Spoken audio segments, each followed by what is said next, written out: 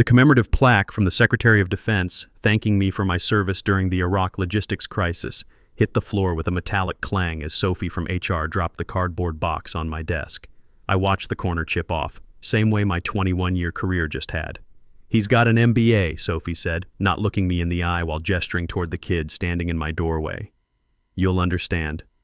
My name is Austin Patterson, though everyone calls me Ace. I'm 47 years old, and I just got fired from a job I'd held longer than some people have been alive. The kid in my doorway wore a suit that probably cost more than my monthly truck payment. Hell, probably more than my mortgage payment too. And that's saying something since my wife Jenny and I are still paying off the house we bought when we thought job security actually meant something. "Cameron Walsh," he announced, sticking out his hand like we were meeting at a country club. "Wharton MBA, summa cum laude. The board is excited about bringing innovative approaches to regulatory management." 21 years.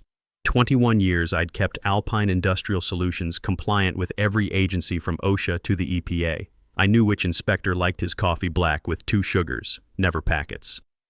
I'd attended retirement parties for federal regulators I'd worked with since Bush was president. The first Bush. I'd built relationships that kept this company from getting shut down more times than I could count.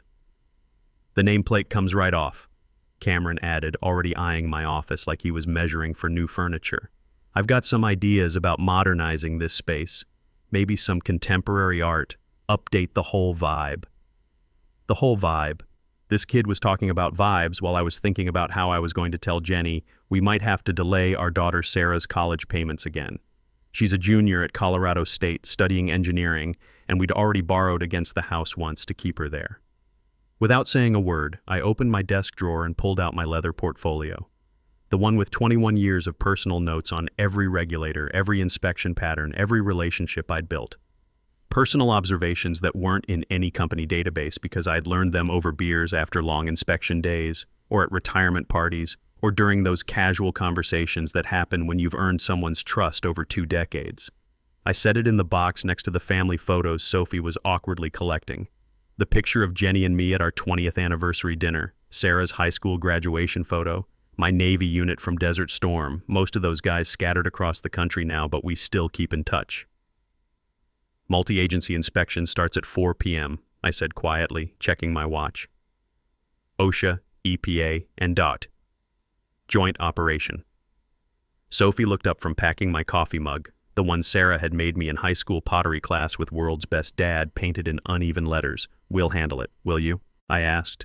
"Deputy Director Torres is leading today's team. His son Jason just deployed to Afghanistan for his 2nd tour. His wife Maria's been dealing with breast cancer treatments at University Hospital. He takes his coffee black with exactly 2 sugar cubes, not packets. And he expects whoever runs compliance to know the updated protocols his department released 3 weeks ago regarding multimodal transportation safety." Cameron laughed. Actually laughed. "I memorized the entire regulatory framework during my onboarding week. Plus, I've got digital access to all the latest updates. I think I can handle a routine inspection." I picked up my security badge, the one I'd worn every day for 21 years, and dropped it on top of the box. The small metal clink seemed to echo in the suddenly quiet office. "Good luck with that," I said, and walked out. The entire floor went dead silent as I passed. Janet from accounting covered her mouth with her hand, looking like she might actually cry. Wade from operations stared at his shoes. Melissa from procurement just shook her head. Nobody said a word. Not one person spoke up for the guy who'd kept their jobs safe for over 2 decades, who'd made sure this company never faced the kind of violations that could shut us down permanently. I understood why they stayed quiet. Everyone's got mortgages, car payments, kids to think about. In this economy, you don't stick your neck out for someone who's already been chopped. Still stung, though. By 3:30, I was sitting in my F-150 in the parking lot, watching government vehicles pull up to the building. 3 black SUVs and a sedan. That was Torres' full inspection team, which meant this wasn't routine at all. This was serious. Rain started hitting my windshield as my phone buzzed with panicked texts from former colleagues. What do we do about the hazmat storage protocols? Where are the DOT compliance certificates? Cameron's asking for the EPA variance documentation but can't find it. I didn't respond. Let them figure it out. Let Cameron put that Wharton MBA to work. At 3:52, Preston Caldwell's assistant came running out the front doors like the building was on fire. scanning the parking lot with desperate eyes. Caldwell, the board chair who'd been with Alpine for exactly 4 months and thought he knew better than everyone who'd been here since the Clinton administration. When she spotted my truck, she ran across the wet pavement in her heels, splashing through puddles like some kind of corporate disaster movie. I rolled my window down just enough to hear her gasping for breath. "Please, Ace." Torres walked out. He refused to even start the inspection. Cameron tried showing him his diploma, and Torres just turned around and left. Said he wouldn't waste federal resources on amateur hour. The CEO authorized me to offer anything. Anything. I checked my watch. 3:55. How's that MBA working out for everyone? Look, if you've ever been thrown under the bus by people who thought credentials mattered more than results, you know exactly how this felt. That moment when they realized they just made the biggest mistake of their careers. Pure satisfaction. The inspection team is giving us exactly 20 minutes to get you back in that building, or they're issuing a critical violation notice, she pleaded, rain dripping off her nose. Do you have any idea what that would do to our stock price? To everyone's jobs? I stared at the rain-streaked windshield, thinking about Jenny at home, probably starting dinner, not knowing our world had just turned upside down, thinking about Sarah's tuition bill that was due next month, thinking about the 401k I'd been building for 21 years that suddenly felt a lot less secure, but mostly thinking about Deputy Director Jimmy Torres walking out of that building because some kid with an MBA thought a piece of paper mattered more than the relationship I'd built with him over 2 decades. Let me back up and tell you who I am. Austin Patterson, former Navy logistics officer, 21 years keeping Alpine Industrial Solutions out of trouble. No fancy degree, just real-world experience managing supply chains under hostile fire and desert storm, then transitioning that knowledge to keep a manufacturing company compliant with more federal agencies than most people know exist. I started at Alpine right after my military service ended, working my way up from safety coordinator to director of regulatory affairs. When you're dealing with heavy equipment manufacturing, you're talking about regulations thicker than the Denver phone book. One major violation can shut down production lines, trigger congressional hearings, or cost millions in fines that could bankrupt a company overnight. The day before my public humiliation started with signals I should have read better. People avoiding eye contact in the hallways. My assistant Lisa's desk suddenly empty when I came in Monday morning. When I asked Wade about her, he just mumbled something about her being reassigned to special projects. Red flag number 1, but I figured it was just more corporate reorganization nonsense. Then came the executive meeting where CEO Garrett Mills kept talking about bringing fresh perspectives to regulatory management and modernizing our approach to federal compliance while dodging every direct question I asked about budget allocations and staffing changes. Red flag number 2. That evening, Wade texted me something that should have been a neon warning sign. "Sorry about tomorrow, man. Wasn't my call. You know I got your back, but this came from way above my pay grade." Red flag number 3, and I still walked into that office the next morning thinking it was just another day. Nothing prepares you for getting stabbed in the back by people you've made rich for over 2 decades. Now I sat in my truck, rain drumming on the roof like machine gun fire, while Caldwell's assistant begged me to save the company that had just thrown me away like yesterday's newspaper. Torres said he's dealt with compliance directors who learned the job from textbooks before, she continued, desperation making her voice higher. He said it never ends well. He only works with people who understand that federal inspection is about relationship and trust, not regulations and procedures. Smart man, I said. I've been telling management that for 21 years. The inspection team said if we don't have proper compliance leadership in place within 15 minutes, they'll recommend our facility for enhanced scrutiny status. That means surprise inspections every 60 days instead of annual reviews. It means production delays. It means our defense contracts get reviewed. She was painting the picture, but I already knew what enhanced scrutiny meant. I'd helped other companies dig out from under it. Some never recovered. Please, what do you want? Chief Compliance Officer title, your office back, double your salary. Whatever it takes. I let the silence stretch out while rain pounded harder against my truck. 21 years of loyalty, of working weekends during crisis situations, of flying to Washington on my own dime to maintain relationships with regulatory officials, of missing Sarah's soccer games because some inspector needed personal attention during a critical review. All of it dismissed because Preston Caldwell, who'd been with the company for 4 months, decided we needed someone with academic credentials instead of old-school relationship management.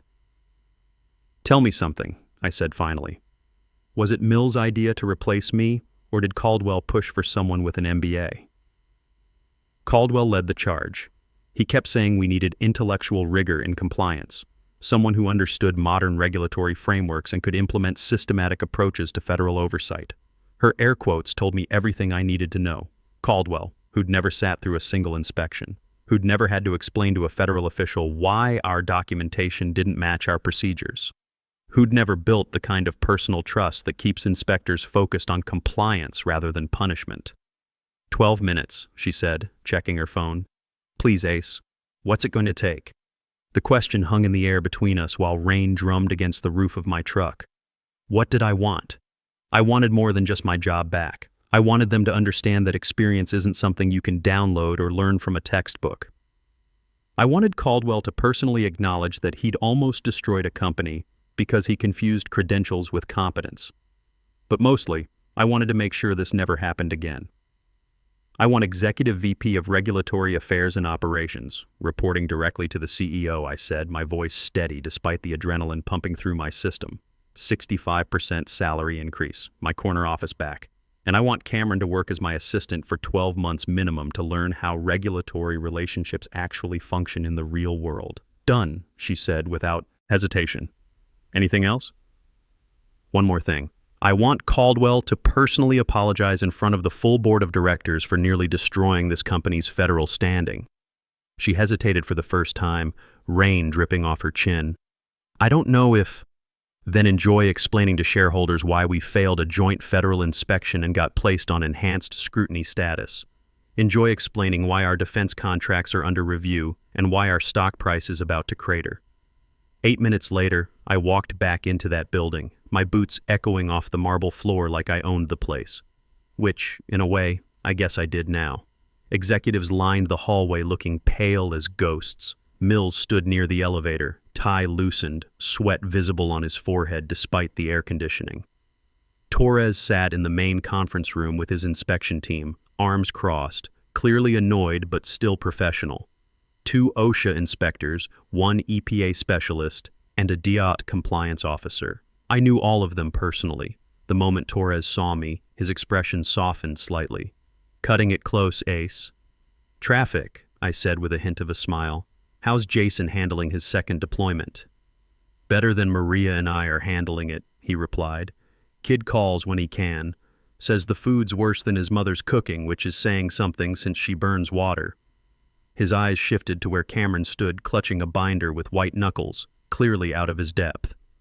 Your colleague here tried telling me the hazardous waste storage requirements changed last month. I nodded. They did, Jimmy. But only for Class 3 materials. And only after completing the additional stability documentation your department approved in conjunction with EPA last quarter. The change doesn't affect our current storage protocols because we're still using the enhanced containment system we installed in 2019. Torres raised an eyebrow, impressed despite himself. You read the updates. I helped draft the industry comment letters on them. Remember that conference call in September where they asked for input on implementation timelines? For the next 3 hours, I guided Torres and his team through every department. I introduced him to new employees, remembered details about his family and his colleagues' careers, and made sure every regulation wasn't just met, but exceeded. When we reached the hazmat storage area, I pulled out documentation that Cameron couldn't have known existed because it lived in relationships, not filing cabinets. Here's the correspondence with your office about the variance request we filed last year, I said, handing Torres a folder. And here's the follow-up documentation showing we exceeded the recommended safety margins by 30%. Behind me, Cameron followed silently, watching as I navigated complex federal compliance through relationships built over 2 decades. I could see him starting to understand that regulatory management wasn't about memorizing rules. It was about understanding the people who wrote them and the reasons they mattered. When Torres finally signed off on the inspection, declaring us fully compliant with commendations for proactive safety measures, CEO Mills pulled me into his office. That was... Jesus, Ace. You're irreplaceable, he said, slumping into his chair like he'd aged 10 years in one afternoon. I tried to tell you that yesterday, I replied, not bothering to sit down. We made a serious mistake. Yes, you did. I leaned forward, hands on his desk. Now let's discuss how you're going to make sure it never happens again. What Mills didn't know, what none of them knew, was that I hadn't just come back to save one inspection. I had information. Information that could reshape our entire competitive landscape. See, during my 2 decades of building relationships with federal agencies, I'd learned more than just how to pass inspections. Inspectors talk to each other. They share concerns about companies they've reviewed. They discuss patterns they've noticed across the industry. Over the past 6 months, through casual conversations and industry contacts, I'd been hearing disturbing things about our 3 biggest competitors. Companies that had been undercutting our bids, winning contracts with suspiciously low overhead costs. That evening I made some phone calls, called in some favors, asked some careful questions. By the next morning, I had a clearer picture of what was happening in our industry. Alpine's biggest competitors, Rockwell Manufacturing, Titan Industries, and Consolidated Equipment, had been systematically cutting corners on safety protocols while paying off mid-level regulatory officials to overlook violations. I spent the next 2 weeks quietly gathering evidence, using relationships I'd built over 21 years to piece together a pattern of corruption that went deeper than anyone suspected. Phone calls to inspectors I'd worked with in other regions, conversations with federal officials who trusted me enough to share their concerns. Meanwhile, I brought Cameron to every regulatory meeting, every inspector consultation, every compliance review. Despite my initial skepticism, the kid was actually sharp when he stopped trying to impress everyone with his MBA and started paying attention to how things actually worked. "Why did you thank Inspector Rodriguez for finding that minor labeling discrepancy?" Cameron asked after one facility review. "Shouldn't we want 0 findings?" "Rodriguez prides herself on thoroughness," I explained as we walked to the parking lot. By acknowledging her professional competence, I reinforced her sense of value. She found something minor because she needs to justify her inspection time, but she overlooked 3 potential major issues because she trusts our overall compliance program. Cameron stopped walking. That's brilliant. They definitely didn't teach relationship psychology at Wharton. "No business school teaches 21 years of trust building," I said, "but you can learn it in 12 months if you pay attention and stop thinking your degree makes you smarter than everyone else." 2 weeks later, I stood before the full board of directors. Cameron sat in the corner taking notes as I'd instructed, no longer the arrogant kid who'd tried to take my office. Caldwell approached the podium looking like he was facing a firing squad. "I want to formally apologize to Executive Vice President Austin Patterson," he began, each word clearly painful. My decision to replace him was made without understanding the critical value of institutional knowledge and relationship management in regulatory affairs. It was a significant error in judgment that nearly cost this company millions in fines and could have destroyed our federal contracting status. I nodded professionally, the picture of gracious acceptance, but inside, I knew this was just the opening act. "Thank you, Preston," I said, standing to address the board. "Now, let's discuss some information that's come to my attention regarding industry practices that could significantly impact Alpine's competitive position." I activated the presentation screen, displaying a chart showing compliance violation rates across our industry. As you can see, Alpine's violation rate is substantially lower than our competitors. But there's something interesting in these patterns. The next slide showed inspection frequency data. Notice that our 3 main competitors, Rockwell Manufacturing, Titan Industries, and Consolidated Equipment, have remarkably few surprise inspections despite having higher violation rates when they are inspected. Board members exchanged confused glances. Mills leaned forward. "What are you suggesting?" "I'm not suggesting anything. I'm presenting evidence." I clicked to the next slide, showing financial transactions and personnel records that had taken me 3 weeks to compile through my network of federal contacts. These companies have been systematically bribing mid-level regulatory officials while cutting safety corners to underbid us on federal contracts. The room erupted in overlapping questions and shocked murmurs. I raised my hand for silence.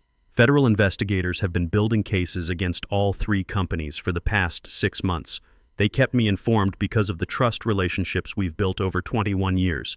These companies will face criminal charges within the next 2 weeks. Caldwell's face had gone ashen. "If this becomes public, their stock prices will collapse. Yes, they will, I agreed calmly. Which brings me to Alpine's strategic response. I distributed folders containing my detailed analysis. We have two options. Option 1, become a key witness in the federal investigation, sharing our industry knowledge and compliance expertise. This provides us immunity, positions us as an industry leader in ethical practices, and gives us preferential access to government contracts when our competitors face debarment. Mills flipped through the documents, eyes widening. And option 2, be investigated alongside them. Without someone federal agencies trust vouching for our integrity, investigators might assume similar practices across the entire industry. The silence stretched uncomfortably before Torres spoke up via speakerphone from Washington. I'd arranged for him to join the meeting to explain the federal perspective. The Department of Justice is forming an industry task force to reshape federal contracting standards. His voice crackled through the speaker. We need companies with proven compliance records and ethical leadership to help develop new oversight frameworks. Alpine is being considered for a leadership role, assuming you have the right compliance expertise in place. I clicked to my final slide showing projected contract awards and market share gains.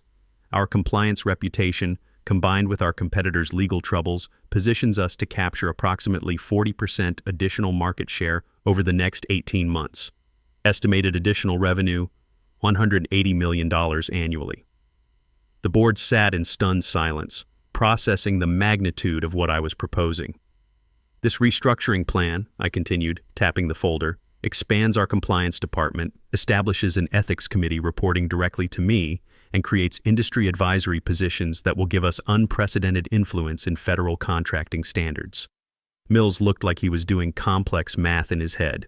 Austin, this would fundamentally change our position in the industry. Yes, it would. The same way nearly losing our federal compliance status would have fundamentally changed our position yesterday. 3 weeks later, news broke about the federal investigation. As predicted, our competitors' stock prices collapsed as violation details became public. Rockwell Manufacturing faced bankruptcy within a month. Titan Industries lost all federal contracts. Consolidated Equipment's board voted to restructure under federal supervision. Alpine Industrial Solutions, positioned as the whistleblowing company with model compliance systems, saw our stock price increase 31% over 2 weeks. Government contracts started flowing our way as competitors faced debarment. I sat in my expanded corner office, now with an adjacent conference room and a view of the mountains, reviewing applications for my growing compliance team. Cameron entered with afternoon reports, no longer trying to prove himself, just doing solid work. Rockwell's CEO resigned this morning, he announced. Their board is interviewing candidates for federal oversight compliance. Expected, I said, signing off on vendor agreements that would have gone to competitors 6 months ago. How are we positioned for their military logistics contracts? Already submitted preliminary bids. We're the frontrunner given our cooperation with federal investigators and our compliance record. That afternoon, Torres called with the news that would complete my transformation from fired employee to industry leader. The Department of Defense is forming a permanent industry advisory committee to reshape compliance standards across all federal contractors, he said. They want someone who understands both government requirements and industry realities. Someone with integrity and proven relationships across multiple agencies. I looked out my office window at the company campus below, thinking about Jenny's reaction when I told her about my new salary and bonus structure. Thinking about Sarah's college tuition being fully covered now, with money left over for her graduate school plans. I'd be honored to serve, I replied. When I hung up, I opened my desk drawer and looked at the new nameplate that had been installed yesterday. Austin Patterson, Executive Vice President, Regulatory Affairs and Operations. Cameron's 12-month apprenticeship ended last week. Yesterday, I promoted him to Deputy Director of Compliance. He'd earned it through performance, humility, and genuine learning rather than credentials and connections. Why give me this opportunity after how I came in? He'd asked when I offered the position. Because the best revenge isn't destroying your enemies, I told him. It's transforming the entire system so no one can make the same mistakes again. If you've ever been underestimated, pushed aside, or replaced by someone with better connections but less competence, I hope my story hits home. The sweetest payback isn't just getting your job back. It's reshaping the entire game so thoroughly that your value becomes undeniable. Your experience is your superpower, even when others can't see its worth. Sometimes you just have to prove it.